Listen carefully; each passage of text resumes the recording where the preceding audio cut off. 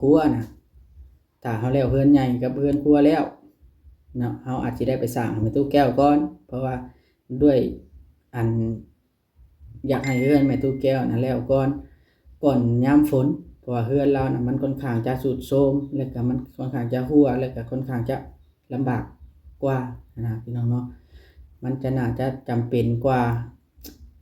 อันห้องน้ำหั้นเพราะว่าห้องน้ำน่ะทางผู้หลักผู้ใหญ่เพิ่นได้คุยกับเบาอีหลีแล้วว่าให้น้องแต่น่ะใช้น้ำอันปลาแก้วน่ะก่อนซ้ำได้ห้องน้ำเพราะว่าทั้งสองท่านนี่เพิ่นซอยกับทุกอย่างเนาะซอยทุกอย่างมันต้องตามขั้นตามตอนก็บ่อยากให้เร่งรีบปานใดในตัวนี้อยากให้ FC เข้าใจตัวนี้อีกเทื่อนึงเบาอีหลีก็บ่เคยเว้าที่ว่าบ่เคลียร์ได้ฝากติดตามเบาโอลิแหน่เด้อพี่น้องเบิดสุปูสุคนสบายดีพี่น้องเบิดสุภูสุคนเบิดสุหม่องสุบอนเด้อพี่น้องเนาะก่อนอื่นก็สบายดีปีใหม่สงกรานต์เนาะพี่น้องเนาะสบายดีเบิดสุภูสุคนมื้อนี้พี่น้องเนาะเบาลิก็สิออกมาเว้าเรื่องเฮือนน้องแต่อีกเทื่อนึงพี่น้องเนาะฮ้อนแฮงพี่น้องเนาะก็คือเบาลิสิออกมาเว้าเฮือนน้องแต่อีกเทื่อนึงก็คืออันนั้นล่ะพี่น้องเนาะเรื่อง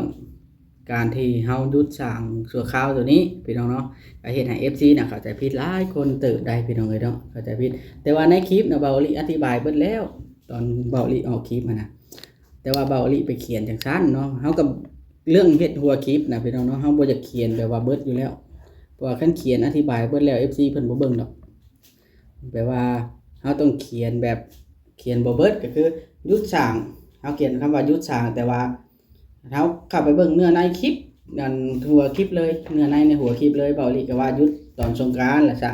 ผู้ใหญ่เพิ่นให้หยุดพักเล่นสงกรานต์เบาลิเว้าในแต่ต้นคลิปเลยเนาะ FC พูดเขาเบิ่งก็น่าจะเข้าใจ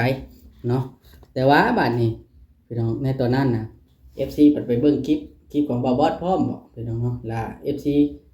อันละเลยมาโจมตีเบาลิหลายเนาะ FC เลยมาโจมตีที่จริงเบาลิเว้าเคลียร์เบิดแล้วว่าหยุดสร้างชั่วคราวในทันทีนะเพราะว่าผู้รักผู้ใหญ่ซอยก็เพิ่นก็อยากสบายใจจังซอยล่ะ FC เนาะหลายท่านเพิ่นก็เลยมาโจมตีว่าเบาลิไปปั่นป่วนซั่นซี่เบาลินี่พี่น้องเนาะสิ่งใดที่เบาลิบอกผู้ใหญ่แล้วว่าเบาลิยานี่เบาลิยาก็คือเว้าเรื่องเอื้อยอ้ายน้องแต้นี่ FC ไปนำเบิ่งรถเบาลิบ่หลังจากที่มีเรื่องดราม่าตอนเอ้ยหมดแล้วมาเบาลิอย่าเว้าเลยอย่าเขียนถึงเลยอย่าเว้าเลยนะพี่น้องเนาะเพราะว่าเบาลิบ่อยากให้มันดราม่าอีกเบาลิสิบ่นำเรื่องตัวนี้เนาะ FC เบิ่งต้องเข้าใจได้พี่น้องเอ้ยต้องเข้าใจว่าเบาลิก็เวลาเฮาย่าก็คือย่าแต่ละอันนะแล้วเบาลิก็บ่เคยขึงขังอีกแล้วบ่เคยเป็นนักเลงอีกเนาะ FC บางท่านว่าเบาลิทำตัวคือนักเลงเบาลิบ่เคยทำตัวคือนักเลงดอกพี่น้องเนาะมีแต่ว่าตัวใดที่คอมเมนต์แบบว่าสิ่งที่เบาโอริโอดบ่ได้นะมันมีคอมเมนต์คนคอมเมนต์ผู้นึงว่าคอมเมนต์นะคอมเมนต์ทุกคลิปแล้วก็บ่ว่าเฮาสิเฮ็ดหยังก็คอมเมนต์ด่าทุกคลิปเลยโดยที่ไล่เหตุไล่ผลเนาะแล้ว FC หลายท่านน่ะสิมักเปรียบเทียบว่าทีมนั้นคือบ่ไปใช้ทีมนั้นทีมนี้ทุกสิ่งทุกอย่างนะพี่น้องเนาะขึ้นกับการตัดสินใจของผู้ใหญ่เพิ่นแล้วเพิ่นไว้วางใจไผเพิ่นก็ใช้ผู้นั้นแล้วเฮาก็บ่เคยเบาลินี่บ่เคยแบบว่าเรียกร้องให้ใส่เฮาเด้อบ่เคยเว้าจักเทื่อแล้วก็เฮาบ่เคยขออีกเนาะเพราะว่าทุกสิ่งทุกอย่างเพิ่นเบิ่งการกระทำเป็นหลักเนาะเบิ่งงานให้เพิ่นซำใด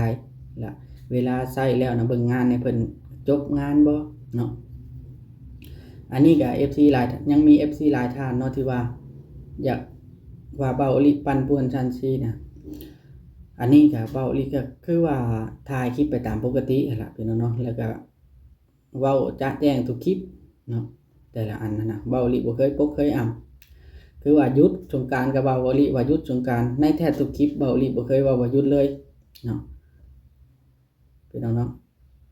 แต่ว่าหัวข้อที่เบาลิขึ้นก็คือหยุดสร้างบ้านน้องแต่นี่ FC ก็ต้องเข้าไปเบิ่งแต่ว่าเบาลิเว้าตั้งแต่หัวคลิปเลยว่าหยุดอันสงกรานต์ให้สร้างพักผ่อนเบาลิเว้าตั้งแต่อันนั้นเลย FC ผู้เพิ่นเบิ่งอันจ๊ะแจ้งกันน่าจะเข้าใจอยู่แต่ว่าคลิปเบาลิมื้อนั้นน่ะเบาลิออกคลิปก่อนแล้ว บ่บอสล่ะออกคลิปออกมาว่าน้ำหลังแล้วเลยละจัก FT ไปฟังคลิปบ่บอสแล้วก็มาโจมตีเว้าลิว่าสร้างให้แล้วคือบ่สร้างให้เสร็จสร้างให้แล้วคือบ่สร้างให้เสร็จเพราะว่าพื้นห้องน้ำเนาะว่าพื้นห้องน้ำนี่เว้าลิก็ได้คุยกับผู้หลักผู้ใหญ่เพิ่นแล้วในฐานะที่เว้าลิได้เป็นสะพานบุญให้เพิ่นก็ว่าเนาะเรื่องห้องน้ำกับห้องครัวน่ะถ้าเฮาแล้วเฮือนใหญ่กับเฮือนครัวแล้วเนาะเฮาอาจสิได้ไปสร้างให้แม่ตู้แก้วก่อนเพราะว่าด้วยอันอยากให้เฮือนแม่ตู้แก้วนั่นแล้วก่อนยามฝนเพราะว่าเฮือนเราน่ะมันค่อนข้างจะทรุดโทรมแล้วก็มันค่อนข้างจะหัวแล้วก็ค่อนข้างจะลำบากกว่านะพี่น้องเนาะมันจะน่าจะจำเป็นกว่าอันห้องน้ำหันเพราะว่าห้องน้ำน่ะทางผู้หลักผู้ใหญ่เพิ่นได้คุยกับเบาอลิแล้วว่าให้น้องแต่น่ะใช้น้ำอันปลาแก้วน่ะก่อน3ได้ห้องน้ำเพราะว่าทั้ง2ท่านนี่เพิ่นซอยกับทุกอย่างเนาะซอยทุกอย่างมันต้องตามขั้นตามตอนก็บ่อยากให้เร่งรีบปานใดในตัวนี้อยากให้ FC เข้าใจตัวนี้อีกเทื่อนึงเบาลิก็บ่เคยเว้าที่ว่าบ่เคลียร์ได้ตัวนี้แล้วก็บ่ได้เคยเว้าถึงห้องน้ำห้องในอีกเบาเลยเฮ็ดตามขั้นตามตอนทุกอย่างเนาะสิ่งใดที่เบาลิเฮ็ดผิดเบาลิก็ยอมรับตัวนั้นแต่ว่าสิ่งใดที่เฮาอันจัดแจ้งแล้วเฮาก็อธิบายในส่วนนี้เนาะพี่น้องเนาะเบาลิคุยกับผู้หลักผู้ใหญ่ตลอดว่าตัวใดที่สมควรบ่สมควรเพิ่นก็เบิ่งทุกสิ่งทุกอย่างนะพี่น้องเนาะเพิ่นสิตัดสินใจแบบใดนะขึ้นกับน้องแต่คำเว้าของน้องแต่บ่เกี่ยวกับเบาลิเพราะว่าน้องแต่เราสิออกคลิปตลอดสิออกคลิปส่วนมากสิออกคลิปช่องบ่าวบอสช่องอายเบาลิเราสิออกคลิปแล้วเราสิเว้าไปต่างๆนานาโดยที่อันนั่นน่ะนะเราอาจสิเว้าผิดแน่ถึงแน่ไปต่างๆนานาก็เลยอันเฮ็ดให้นั่นพี่น้องเนาะเฮ็ดให้บางคำบางคราวที่เราเว้าออกมาน่ะมันอาจสิผิดหูเพิ่นหรือว่าจังได๋อันนี้ก็เพิ่นพิจารณาแล้วก็เพิ่นเบิ่งทุกคลิปแล้วบ่เกี่ยวกับเบาลีว่าสิไปฟ้องว่าน้องแต่เฮ็ดจังซั่นน้องแต่จังซี่อันเว้าคำซื่อนะอันเรื่องน้องแต่นี่เบาลีแฮงบ่ได้เว้ากับเพิ่นว่าน้องแต่เป็นจังซั่นจังซี่เฮาแฮงบ่เว้าแล้วพี่น้องเนาะเพิ่นให้งานเฮาเฮ็ดมันดีส่ำใดแล้วเนาะพี่น้องเพิ่นให้งานเฮาเฮ็ดมันดีส่ำใดแล้ว FC บ่ต้องห่วงว่าสิเว้าลีสิไปบอกน้องแต่เป็นจังซั่นจังซี่บ่ต้องห่วงดอกตัวนั้นน่ะเว้าลีแฮงอยากให้น้องแต่น่ะได้ดีเนาะเว้าลีแฮงอยากให้น้องแต่น่ะได้ดีอยากให้น้องแต่น่ะได้ดีแล้วก็มีบ่อนอยู่บ่อนเซาแต่ว่าทุกอย่างมันต้องตามขั้นตามตอนเนาะต้องตามขั้นตามตอนล่ะเว้าลีบ่ได้ค่อยได้โทรหาเราดอกน้องแต่น่ะแต่ว่าเราก็แชตมาเล่นนำเว้าลีตลอดน้องแต่เว้าลีก็มีแต่บอกว่าให้ใจเย็นๆให้ฟังความผู้หลักผู้ใหญ่เพิ่นบอกให้แล้วจังมาเฮาก็แล้วจังมาเนาะพี่น้องเนาะมาอยู่แบบอบอุ่นก็อยู่แบบอบอุ่นไปทุกสิ่งทุกอย่างนะละเรื่องดินดอนตอนหญ้าที่เบาอลิขายให้หันเนาะอันนี้ก็ชี้แจงอีกเทื่อนึง FC บางท่านเพิ่นเข้ามาเบิ่งใหม่นะเพิ่นอาจจะบ่เข้าใจว่าเบาอลินี่จะขายดินจนหน้ามืดตามัวบ่มันบ่แม่นจังซั่นพี่น้องเนาะเรื่องของเรื่องก็คืออันที่แรกนะเบาอลิว่าสิซื้ออันดินบ่อนเก่าที่ว่าอันพ่อจอยกับน้องแต่น่ะขายไปหันดินเฮือนเก่านะแต่ว่าทางผู้หลักผู้ใหญ่เพิ่นก็ว่าอยากได้ตัวที่มันกว้างกว่าหันและก็บ่อยากให้อ้ายอันน้องแต่น่ะมาอยู่วุ่นวายถ้าชื่อในหันน่ะอ้ายน้องแต่ไปอยู่ในหันเราก็สิบ่มีบ่อนอยู่เราก็สิอยู่หันเลยย่านวุ่นวายกันแล้วเลยเพิ่นเลยตัดสินใจว่าเอาลินเบาลิให้ละเพิ่นว่านะก็เลยเบาลิก็เลยตกลงให้เพิ่นสำนั้นซื่อๆพี่น้องเนาะบ่ได้แม่นแนวอื่นดอกแล้วก็น้องแต่ก็ว่าอยู่ไสก็พอเฮาก็ตกลงกันมันบ่ได้มีไผบังคับจิตใจกันตัวนี้พี่น้องต้องเข้าใจเนาะอันนี้ก็คือเฮาเห็นพ้องต้องกันแล้วเรื่องนี้นะที่จริงเบาลิขายตัวนั้นเฮาก็เอาทุนเบาลิหันคืนมาคืนที่ผู้ยักษ์รับผู้ใหญ่นะแล้ว FC หลายท่านเพิ่นว่าบ่เข้าใจว่านั้นมูลค่าของที่ดินน่ะมันบ่แม่นดอก 70,000 นะพี่น้องเนาะแต่ละคนเขาก็ว่าชื่ออันขายถูกเบิดในบ้านดงมะแง้วน่ะแต่ว่าเฮ็ดแนวใดล่ะพี่น้องเฮาบ่ได้เว้าอันนั้นเพิ่นว่าเพิ่นเป็นเงินช่วยเหลือเนาะเฮาสิไปเว้าหน้าซักหน้าลายเอามันบ่ได้มันบ่เป็นต้องเข้าใจตัวนี้นำพี่น้องเนาะย่าน FC นั่นและก็ดินตอนนี้พี่น้องเนาะมันบ่แม่นว่าเฮาซื้อแล้วเฮาอยากมีกรรมสิทธิ์ในเมื่อ ผู้รักผู้ใหญ่เคยซื้อในดงมะแง้วให้แล้วล่ะทั้งพอจอยกับน้องแต่นั้นรับขายเนาะขายไปแล้วบ่บอกผู้เพิ่นซื้อหันว่าขายตอนสิขายนะเพิ่นบ่บอกทั้งผู้ใหญ่นะเพิ่นก็เลยป้องกันไว้ว่าให้ใส่ชื่อผู้ใหญ่ใจแน่ให้ชื่อเบาลิเพิ่นชาแน่และเป็นเจ้าของร่วมกันและให้ผู้ใดผู้หนึ่งนะอยู่และผู้ใดผู้หนึ่งบ่มีสิทธิ์ประโยชน์ที่ขายได้นอกจากผู้รับผู้ใหญ่แน่เบาลิแน่รวมกันก็เลยเพิ่นป้องกันบ่ให้ขายหันความหมายนะเรื่องอยู่นะเฮาบ่ไปอยู่แล้วแล้วผู้ใหญ่เพิ่นก็บ่มาอยู่แล้วบ่มีไผดอกลาอธิบายไปนี้ว่าเฮ็ดแล้วคือบ่อยากให้น้องมาอยู่เบาลิแฮงอยากให้น้องมาอยู่เบาลิอยากถ่ายคลิปน้องเพิ่นน่ะถ่ายคลิปน้องเพิ่นมันวิวดีพี่น้องเนาะเฮาแฮงอยากให้น้องเพิ่นมาอยู่และถ่ายน้องเพิ่นแหละแต่ว่าทุกสิ่งทุกอย่างนะเฮาย่านน้องเพิ่นน่ะลำบากเนาะถ้าทุกอย่างบ่เสร็จสมบูรณ์มันลำบากแท้มันบ่ได้คืออันชีวิตมันบ่ได้โรยด้วยคือกีบดอกไม้ได้พี่น้องมาอยู่แล้วบ่มีผู้หาอยู่หากินให้ด้วยความบ่แข็งแรงด้วยความทุกอย่างยังบ่พร้อมทุกสิ่งทุกอย่างนะถ้าพังความผู้รักผู้ใหญ่นะเพิ่นก็สิซื้อให้เขาก็ได้กันมาอยู่ละครั้งละคราวซ้ำหากินเองได้นะคันบ่ถูกใจเพิ่นแล้วนะเพิ่นช่วยบ่สบายใจนะเพิ่นก็บ่เฮ็ดพี่น้องเนาะอันนี้ก็เพิ่นเบิ่งถึงความสำคัญเพราะที่ว่าอันเรื่องห้องน้ำห้องในห้องน้ำแล้วก็เจาะน้ำนี่เพิ่นเบิ่งถึงความสำคัญคือกันว่าอันที่ว่าอันนั้นนี่พี่น้องเนาะที่ว่าห้องน้ำนี่เพราะว่าเพิ่นได้เว้ากับเบาอีหลีแล้วเทื่อนึงเฮาคุยกันซุมื้อแล้วเฮาเว้าแล้วว่าห้องน้ำน้องแต่นี่เฮาเก็บไว้ก่อนพับโปรเจกต์นี่เก็บไว้ก่อนละเฮือนครัวเฮือนหยังแล้วให้เรามาอยู่ห้องน้ำให้เราใช้น้ำตู้แก้วหันมันใกล้กันเฮือนติดกันเด้พี่น้องเนาะแล้วเฮาสร้างเฮือนให้ตู้แก้วโปรเจกต์นี้นะเบาอีหลีเว้าชื่อได้เบาอีหลีบ่เคยเอ่ยถึงห้องน้ำห้องในเลยตั้งแต่เบาอีหลีถ่ายคลิปเนาะเบาอีหลีบ่เคยเอ่ยถึงเลยตัวนี้แล้วบ่เคยเอ่ยเว้าเลยว่าสิบ่เฮ็ดจังซั่นจังซี่เฮามีแต่เว้าว่าไปตามขั้นตามตอนตามวรรคตามตอนที่ผู้ใหญ่เพิ่นมอบหมายให้เฮาบ่ได้เกี่ยวว่าสิเป็นจังไดเนาะตัวนี้แต่ว่าก็เข้าใจ FC คือกันแบบว่าอยากเฮ็ดให้น้องเพิ่นให้มันแล้วรถจังให้น้องเพิ่นมาอยู่แต่ว่าบางคนแบบว่าอยากให้น้องมาอยู่แล้วค่อยเฮ็ดไปเนาะพี่น้องเอ้ยมันก็แล้วแต่หลายคน FC เพิ่นพิจารณา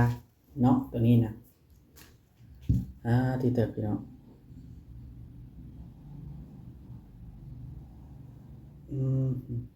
อัน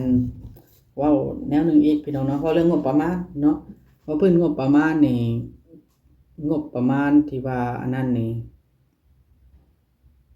เงินที่ว่าเพิ่นฝากมานี่20ล้านพี่น้อง20ล้านเพิ่นฝากมาเรื่องของครัวนี่ได้แต่ว่าในหั่นน่ะมันมีงบประมาณที่ว่าทางเอื้อจุลีกับแม่กงวลีน่ะให้ทีมงานเฮาพร้อมทีมงานก็เฮาพร้อมเนาะเงินโตที่ว่าเพิ่นฝากมาน่ะเบาลิอันนั้นอยู่พี่น้องเนาะมันยังเหลืออยู่ประมาณเบิ่งได้เบาลิสิไล่เบิ่งนี่ทีมงานนี่เฮาเงิน20ล้านเนาะทีมงานนี่เฮาให้บาบอสล้านนึงเนาะให้เบาลิล้านนึงก็คืออันนี้ก็คือผู้รักผู้ใหญ่เพิ่นระบุมาให้แต่ละเบิ่งเบาลิสิไล่เบิ่งเด้อให้เบาลินะล้านนึงเนาะให้บาบอสล้านนึงเงิน20ล้านนะเนาะแล้วก็ซื้อเครื่องมือสร้างเนาะล้านเอสแล้วก็ให้เบาเอ็นกับเบาคำไพ่นะคนละ500,000กับล้านนึงแล้วก็ตัวบัดมาตื่มให้สร้างเวียงนี่เอาเงินส่วนนี้นะมาตื่มใส่500,000เงินล้านนึงนะเพราะว่ามันเหลืออยู่แล้ว500,000เด้พี่น้องก็เลยมาตื่มใส่อีก500,000นี่แล้วก็อันนั่นเนาะพี่น้องนี่ซื้อจ่ายค่าไม้ค่าปูนมื้อนั้นเนาะจ่ายค่าไม้ค่าปูนแล้วก็ตะปูตะปีนั่นแหละพี่น้องเนาะมื้อนั้นน่ะอยู่10ล้านเท่านี้10ล้านแล้วก็ให้สร้างเบิกนี่พี่น้องล้าน เอ้ยมื้อนั้นนะค่าเฮาซื้อน้ำส้มน้ำหวานอีกบวก300,000เนาะพี่น้องเฮาสิไล่ใส่หนี้เบิดเด้พี่น้องเพราะว่าทางผู้หลักผู้ใหญ่เพิ่นบอกให้ไล่เบิดในเมื่อเพิ่นรับเลี้ยงข้าวสร้างเด้พี่น้องเนาะรับเลี้ยงข้าวสร้างเฮาก็ต้องได้ปฏิบัติตามเพิ่นคันเพิ่นว่านะเช้าแล้วมันหนักโพดการเลี้ยงข้าวสร้างนะเพิ่นก็จะต้องได้เพิ่นก็บอกเบาลิแล้วเบาลิก็สิบอกสร้างแล้วก็ให้สร้างเบิกบัดนี้พี่น้อง1,50,000แล้วมื้อนั้นได้จ่ายค่าน้ำมันแล้วก็ค่ากินค่าอยู่ค่าน้ำเนาะจ่ายค่าน้ำของเพิ่นแก้ให้หั่นรวมแล้วทั้งค่าน้ำเมืองน้ำมันทั้งค่ากินค่าอยู่ทั้งค่าน้ำส้มน้ำหวานนะ500,000พี่น้องเด้16,400,000นี่มันตกอยู่16,400,000อะไรจ่ายซะอันนี้ได้นี่อันค่าใช้จ่ายที่ว่าเพิ่นฝากมา20ล้านนี่เว้าลิสิไล่ไว้แล้วให้เพิ่นพังเบิดซุอันเนาะเงิน20ล้านมันเหลือเท่าใดล่ะพี่น้องสุว่า20ล้าน16450 20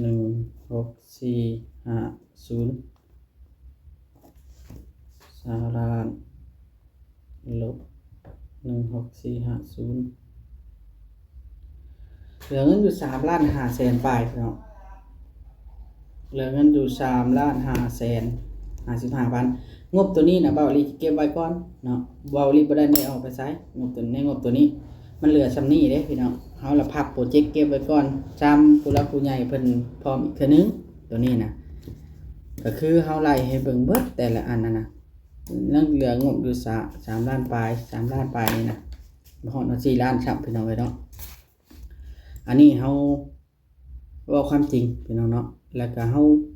บอกเลยเฮาเฮ็ดไปตามขั้นตามตอนทุกอย่างแล้วก็บ่อยากให้ FC น่ะดราม่าเบาอีหลีเนาะสิดราม่าว่าแนวเบาอีหลีบ่เฮ็ดแนวเบาอีหลีอยากให้ใจเย็นๆ FC น่ะใจเย็นๆ FC บางท่านดอกอันนี้ก็ได้เบาอีหลีที่เข้ามาเบิ่งให้กำลังใจเบาอีหลีก็หลายพี่น้องเนาะในช่องเบาอีหลีบ่ค่อยมีดราม่าปานใดเบาอีหลีบ่ค่อยมีดราม่าปานใดเนาะแล้วก็บางคนนะบ่เบิ่งบ่เข้าใจว่าระหว่างเบาอีหลีกับบ่บอสนี่บ่เข้าใจว่าคือเรื่องเท่าโอยคือกันพี่น้องเนาะทั้งที่เบาอีหลีบ่ได้ไปยุ่งเด้บ่ได้ไปยุ่งไปหยัง FC ก็ลามมาด่าเบาอีหลีเพราะเบาอีหลีเฮ็ดตามขั้นตามตอนเบาอีหลีเนาะ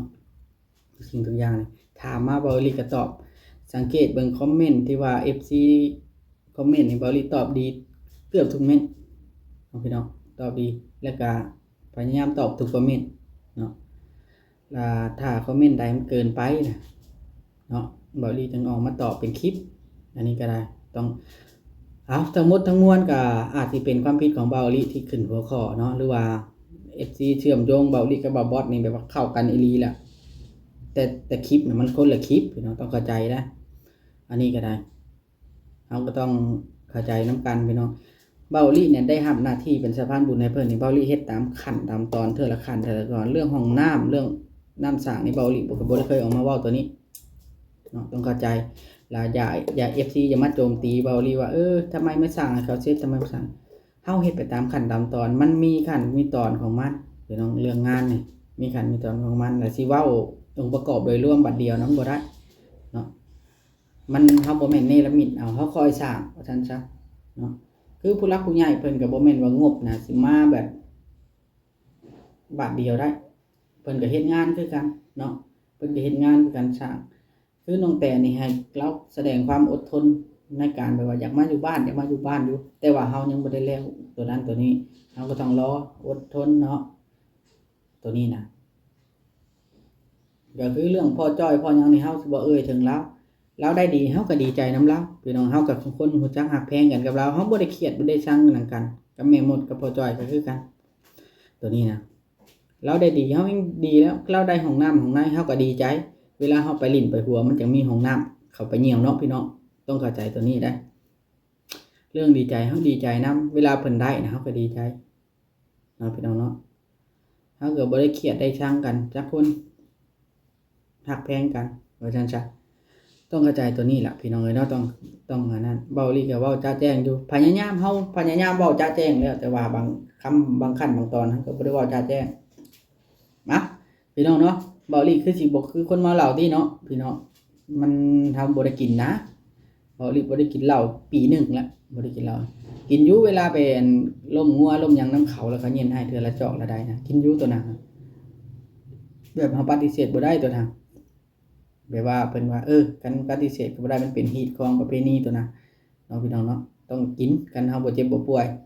โอเคพี่น้องเนาะสำหรับคลิปนี้เบาลี่ถ้าเว้าผิดพลาดประการใดหรือว่าที่ผ่านมาเฮาเว้าผิดพลาดประการใดก็ต้องขอโทษขออภัยไว้ในท่าทีนี้ด้วยเนาะเบาลี่ก็ได้ธงไม้แหละพี่น้องเนาะจูลี่เพิ่นฝากมาให้เอาคลิปนี้เบาลี่ก็ต้องขอโทษขออภัย FC เบิดสุผู้ทุกคนถ้าเฮาเว้าผิดพลาดประการใดแล้วก็ต้องขอขอบคุณทั้งจูลี่กับแม่ของวาลีที่ให้ความไว้วางใจเบาลี่เนาะให้เป็นสะพานบุญให้แล้วก็จังไดก็ขอโทษ FC อีกเทื่อนึงเนาะถ้าสื่อสารผิดพลาดหรือว่าจังใดก็ได้พี่น้องจังได๋ก็อยู่ดีมีแรงสบายดีเบิดสุขทุกคนพี่น้องเนาะเอาสุขสันต์วันปีใหม่สงกรานต์เด้อพี่น้องเนาะสวัสดี